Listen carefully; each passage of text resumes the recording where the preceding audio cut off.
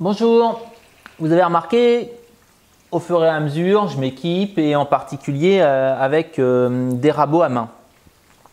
Je vous ai présenté il y a quelques mois le DX de chez Veritas, c'est un rabot à angle faible. Aujourd'hui, je vous propose de découvrir celui-ci. C'est encore un rabot à angle faible, c'est la copie d'un Stanley numéro 62, c'est-à-dire que ici, il a l'encombrement d'un numéro 5. C'est un rabot de fabrication chinoise. Il est fabriqué dans les usines Quansheng pour aucune autre marque, c'est-à-dire il est estampillé Quansheng sur la boîte, même si on ne le voit pas sur le rabot. Il n'a pas été fabriqué pour Dictum, Série D, il n'a pas été fabriqué pour Juma. Je vous propose de le démonter, de l'inspecter un petit peu. Je l'ai déjà fait à son arrivée, vous pouvez constater qu'il est déjà plein de poussière. Ce qui va me permettre de vous le présenter en ayant déjà appréhendé ses qualités et ses défauts.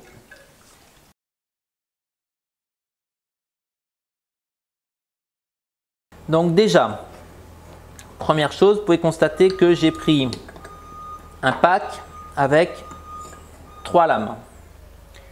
J'ai un angle d'affûtage classique, 25 degrés. Ici, il me semble que j'ai un angle à 38 degrés et ici un angle à 50 degrés. Comme c'est un rabot à angle faible, je vous l'avais déjà expliqué, quand on augmente l'angle du biseau, on augmente l'angle de coupe. Et vous voyez que là, l'angle de 50 degrés posé sur le berceau de 12 degrés, je me retrouve avec un angle de coupe à 60 degrés. On se rapproche du racloir. On se rapproche du racloir. Ça va être très bien dès que le bois est torturé, parce que ça va avoir tendance à rapidement casser le copeau et à moins plonger et à soulever pour faire des éclats. Sauf que on aura plus difficilement un joli brillant. Donc c'est toujours une histoire de compromis. À la base, c'est un peu une hérésie de monter sur un rabot comme celui-là un angle, un fer avec un tel angle de coupe, puisque c'est un rabot qui avait été développé pour travailler exclusivement en bois debout et refaire la surface des billots de boucher, donc qui sont avec le bois à la verticale. On va donc essentiellement le tester avec cet angle d'affûtage 25 degrés dans du bois debout, mais également voir ce qu'il est capable de faire ailleurs. Bon, voilà pour les lames. Non, pas voilà pour les lames, j'ai oublié une chose. Les lames font 3 mm d'épaisseur. Ça paraît peu quand on sort du Lee Nelson que je ne vous ai toujours pas présenté, où la lame fait 5 mm. Le presseur était très correct. Je l'ai juste repassé très légèrement sur une pierre diamantée et rien de particulier à dire. On a ici au niveau de l'anatomie le système de réglage avec une double vis, un gros filetage qui passe ici dans cette pièce-là et un autre petit, ce qui fait qu'on démultiplie le déplacement. La lame vient par l'intermédiaire des petits ergots s'insérer ici. Donc on peut la faire monter ou la faire descendre en vissant ou en dévissant et légèrement changer son angle en actionnant la molette comme ça. Ça, c'est pour la théorie. En pratique, quand on a bien mis la cape et qu'on l'a serré un petit peu, c'est pas simple de bouger la lame latéralement. Continuons à démonter. À ce niveau-là, ça tourne pas très rond. La poignée en bois est légèrement fendue. Ici, presque rien. Et n'est pas centré sur sa rondelle en laiton. Bon, allez, je chipote, c'est plutôt joli. La pièce en laiton qui permet de régler la lumière. C'est du laiton embouti, c'est-à-dire j'ai une arête qui est un peu émoussée en face inférieure et l'autre qui est plutôt agressive sur le dessus. Ça vaudrait le coup d'y passer un petit coup de lime. Dessous, le réglage de la lumière. Donc ici, c'est toujours de belles factures.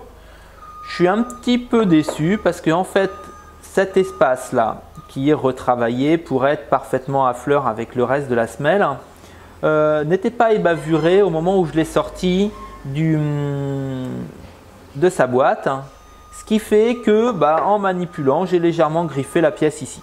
C'est des petites choses qu'il faut savoir quand le rabot débarque. Ça peut être intéressant avec une toute petite lime douce, débavurée, un certain nombre d'arêtes. Celles-ci là sont assez franches et en particulier ici autour. À côté de ça, c'est parfaitement à fleur. Vous pouvez voir, j'ai testé sur la table de dégo la planéité ici. Je ne glisse pas sous la semelle une tare de 5 centièmes. Donc on est sur du 20e de millimètre. C'est pareil, rien à dire au niveau de l'équerrage des flancs est bon, il n'y a rien à dire. Donc globalement, la structure du rabot est très bonne. La finition est un petit peu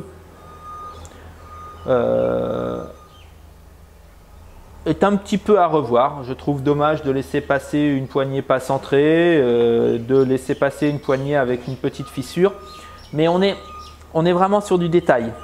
On est vraiment sur du détail. J'affûte comme il faut une lame, on le remonte et on fait des essais. Donc ça y est. J'ai un beau brillant, un beau poli. Je vais pouvoir remonter la bébête.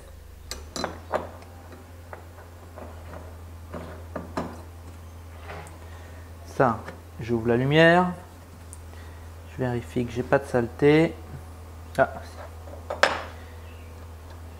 Alors commençons, tiens, par parler un petit peu du mécanisme.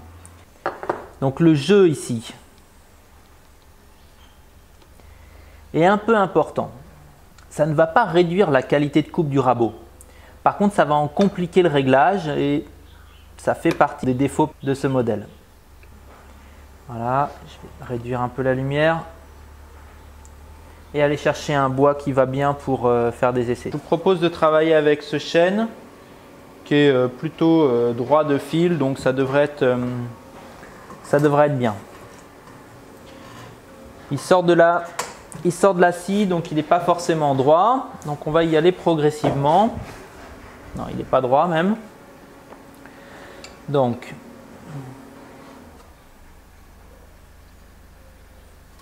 je vais déjà mettre la lame droit par rapport au fût. Donc, ce que je disais tout à l'heure, c'est que si la cape est trop serrée, on n'arrive pas à régler avec en déplaçant. Je vous montre de ce côté-là. Si on a trop serré à ce niveau-là, ici, ça ne va pas bouger. Bon, un tout petit coup, soit de marteau, ici, comme ça, ou même en poussant avec le doigt un peu fortement, on arrive à le faire. Ensuite, ici, j'ai plutôt un gros copeau, une grosse ouverture, mais c'est pas plus mal. Ça va me permettre de dégauchir un petit peu ce bois-là.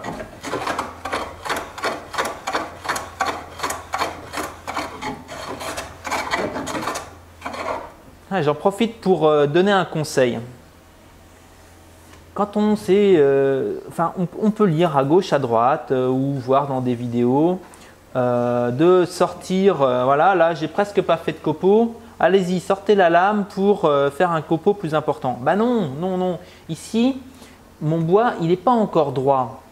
Donc il faut d'abord que je rabote les petites zones qui ont commencé à être mordues. Certes, je peux le faire avec un plus gros copeau, mais si je sors un gros copeau ici, je vais tout arracher, je ne vais jamais y arriver.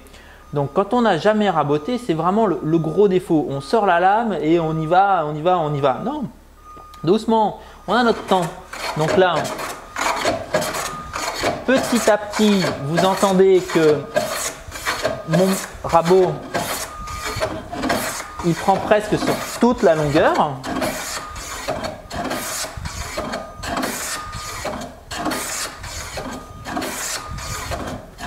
Je fais des copeaux qui sont de plus en plus grands. Là, j'y arrive. Mais si j'avais fait, et si je sors la lame pour dès le début avoir un copeau sur toute la longueur, ça veut dire que je vais faire un copeau de 3 mm d'épaisseur et on ne va pas y arriver. C'est ça qui est difficile pour faire une finition au rabot. C'est qu'on a pris l'habitude, nous, de faire la finition à la ponceuse. Et si on a un petit creux, bah, c'est pas grave. la ponceuse elle est suffisamment souple pour aller creuser. La semelle d'un rabot, c'est rigide. Si vous voulez aller retirer au rabot et rendre propre dans un petit creux, il faut retirer tout ce qu'il y a autour. Et donc on a tendance à dire « Ah non, j'arrive pas à aller dans le creux, hop, je vais sortir la lame ». Ah non, vous allez faire un gros copeau, vous allez faire un massacre. Donc la finition au rabot, c'est prendre son temps.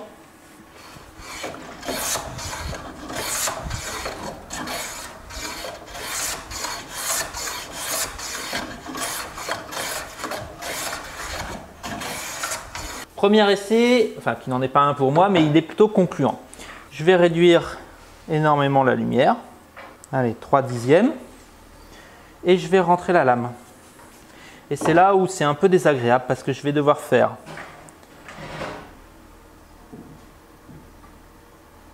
trois quarts de tour dans le vide. Sortir un peu la lame. Puis je préfère toujours remettre en butée. Et voir si j'ai assez bien réduit. Je pense qu'on peut réduire plus. Rebelote. Je sors un peu la lame et je remets en butée.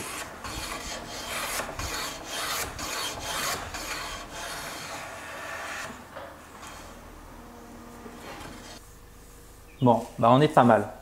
On est pas mal. Bon, on va tester un petit peu ce qu'il peut donner dans un bois un petit peu plus compliqué, un petit peu plus torturé. J'ai un petit bout de frêne qui est idéal pour ça. C'est marrant parce que ces morceaux de bois, ils me suivent depuis la fabrication de mon premier rabot. Celui-là. Et à chaque fois, j'ai fait les essais sur les mêmes bouts de bois pour savoir un petit peu ce que ça donnait.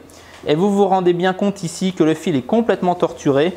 Là, il part comme ça, il rentre, il sort, il fait comme ça. Donc, dans ce sens-là, depuis ici jusque là, je plaque le fil. Ça serait le sens logique pour raboter. On va voir ce que ça donne.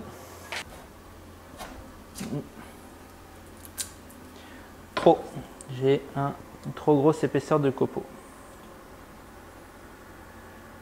Donc, j'ai réduit l'épaisseur de copeaux. Je vais encore réduire la lumière. Elle est presque nulle.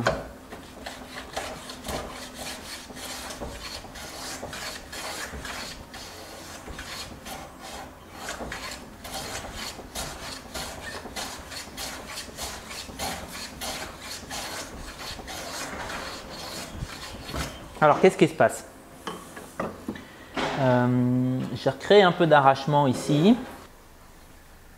Le dernier essai que j'ai fait dans ce bois, c'était avec le Lee Nelson. C'était plus propre. C'était plus propre, mais on a quand même un bon résultat pour un bois. Je vous rappelle, regardez l'allure qu'il a, quoi.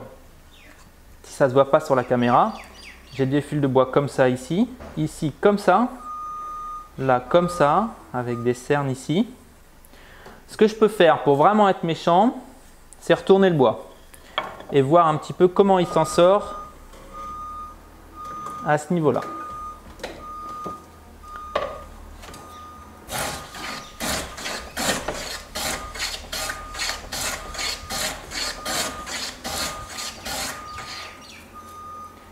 J'ai des copeaux qui sont plus épais que ce que j'avais tout à l'heure. Ça, je vous l'explique. Quand je passe le rabot, alors ici, dans ce sens-là, les fibres du bois montant vers moi, le rabot il a tendance à rentrer dedans et à faire un gros copeau. C'est assez logique. Et dans ce sens-là, il couche les fibres et il va moins facilement pénétrer dans le bois. Mais qu'est-ce que ça signifie au final si on a une différence d'épaisseur de copeaux entre un sens de passage et l'autre? Ça signifie qu'il y a une déformation, puisque ça veut dire que la lame est tirée sous le niveau de la semelle. Il faut bien qu'elle le fasse, ce copeau. Et c'est là où, pour moi, on touche l'un des défauts de ce rabot, qui fait du très bon boulot, mais c'est l'épaisseur du fer. Un fer de 3 mm sur un rabot à angle faible, donc sans contrefer, on est limite. Et je pense tout simplement que le fer du rabot se déforme légèrement et c'est ce qui va faire qu'on a un moins bon état de surface avec un rabot qui a une géométrie et une rigidité équivalentes, mais avec une lame plus importante. Je vais maintenant faire quand même un petit test, hein, là où il est très efficace, en bois debout. Donc voilà, j'ai ici la chute d'un des pieds de l'établi.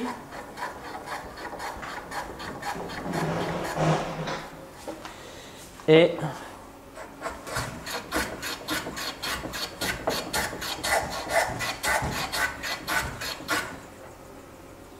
regardez les jolis copeaux brillants qu'il fait en bois debout.